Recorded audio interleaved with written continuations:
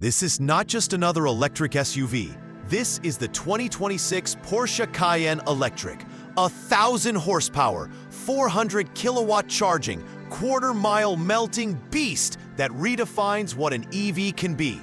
After spending a full day behind the wheel of one of the final prototypes on Spanish mountain roads, I can tell you this: Porsche didn't just go electric, they weaponized it.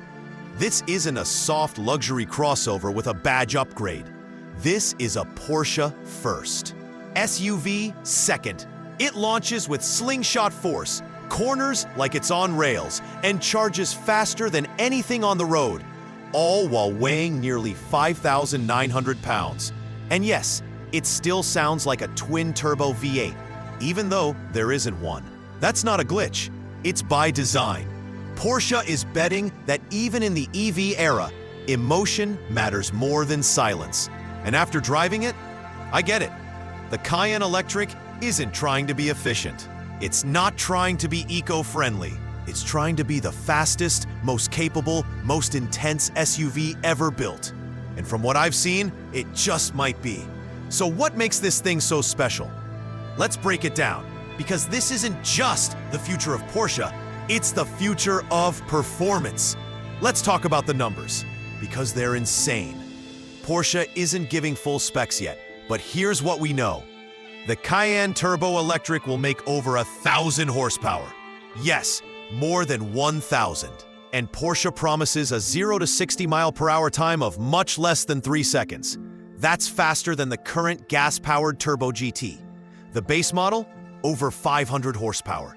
The Cayenne S Electric, around 634 horsepower, a perfect middle ground.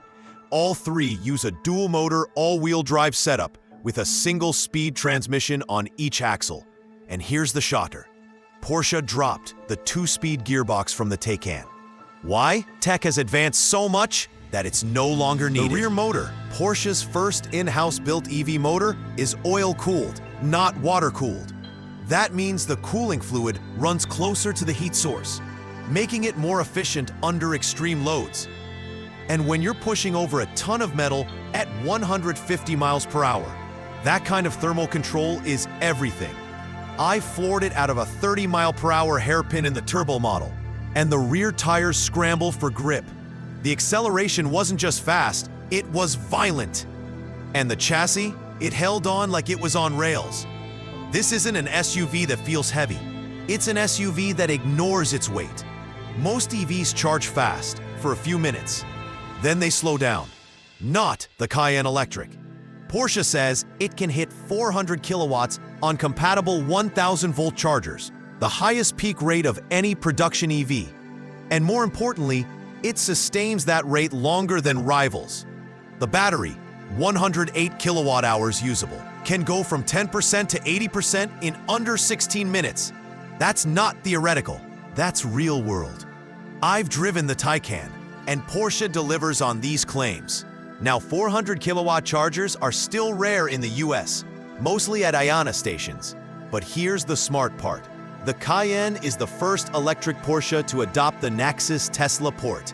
That means you can plug into the largest, most reliable fast charging network in North America. Will you get 400 kilowatt at a Tesla supercharger? No, the supercharger is 500 volts, and the Cayenne runs on 816 volts. But you'll still get up to 200 kilowatts, which is twice as fast as most EVs. And with an estimated 300-mile EPA range, that means 100 miles of range in about 10 minutes. This isn't just fast charging, it's practical charging. And that's what makes it a game changer.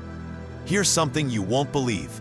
When you launch the Cayenne Turbo, you hear a deep, metallic roar, just like a 4.0-liter twin-turbo V8. But there's no engine. It's fake. Porsche calls it Porsche Electric Sound, but it's literally the same audio track used in the gas-powered models. I know, it sounds ridiculous, but after driving it, I get it. That sound is part of the brand. It's what you expect when you floor a Porsche. And yes, you can turn it off with a tap on the screen. But here's the real controversy. Porsche still refuses to offer one-pedal driving. Even at high regen, The deceleration feels like a gas car in high gear. No strong braking, no full stops. When I asked the engineers why, they said, it's only a conversation with journalists. Our customers don't care. Ouch. But they might be right. This isn't a Nissan Leaf. It's a Porsche, and Porsche drivers want to drive, not glide. Still, in 2025, the lack of true one-pedal mode feels like a missed opportunity. But hey, at least the fake V8 sound is optional. The Cayenne Electric runs on the PPE 41C architecture, a Porsche-modified version of the premium platform electric used in the Macan EV and Audi Q6 e-tron. The 108 kilowatt-hour battery uses prismatic cells from LG Chem, with nickel, manganese, cobalt, aluminium, NMCA chemistry, the same as GM's Ultium packs. The added aluminum improves energy density, thermal stability, and longevity, while reducing expensive cobalt. The pack is cooled on both top and bottom, a first for Porsche, which helps sustain peak charging and performance. And unlike some EVs, it's not just bolted to the floor. It's integrated into the structure, lowering the center of gravity. The result? A SUV that feels lower than it looks. Air suspension and adaptive dampers are standard. Rear-wheel steering is optional. Carbon ceramic brakes? Of course. And there's Porsche Active Ride, an $8,000 system that uses cameras and hydraulics to predict bumps and flatten them before you hit them. I drove over railroad tracks at speed and barely felt a thing. Is it necessary? No. The standard suspension is already supple and controlled.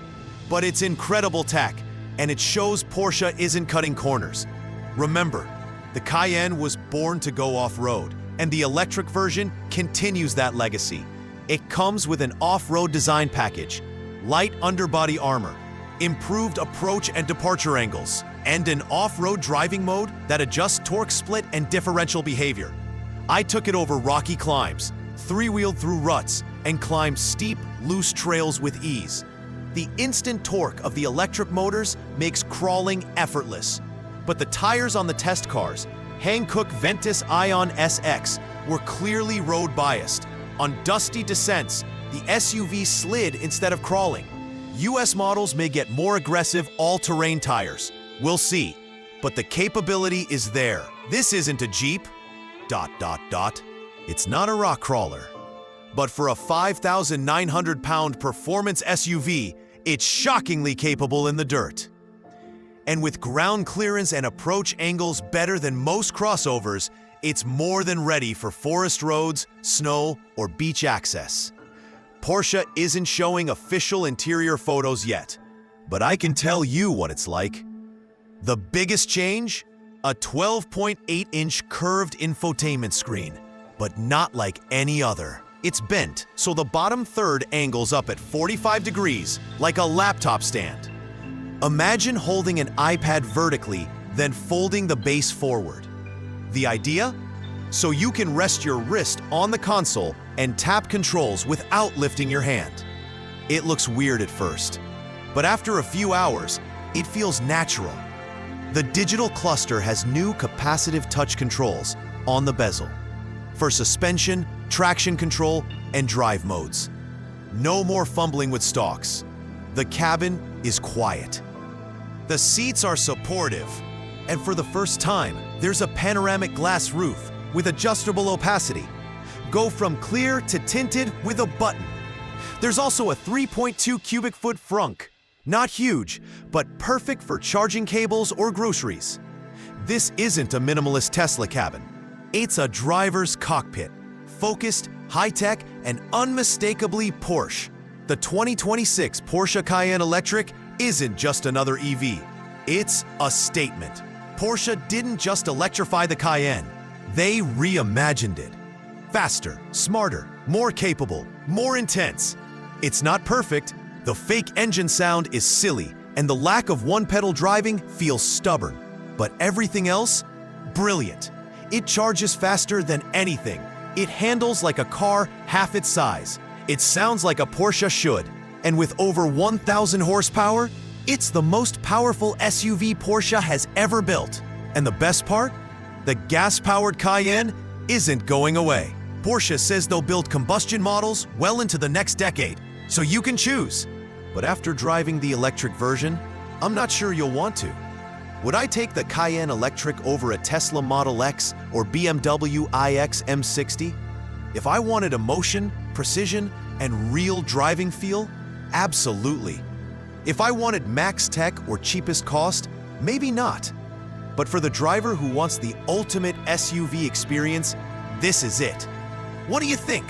Is fake engine sound a win or a gimmick? Could you see yourself in a 1,000-pound electric Porsche? Drop a comment below.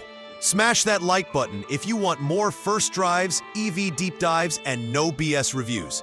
And subscribe, because we're not just covering cars, we're chasing the future of speed. Until next time, stay fast, stay loud.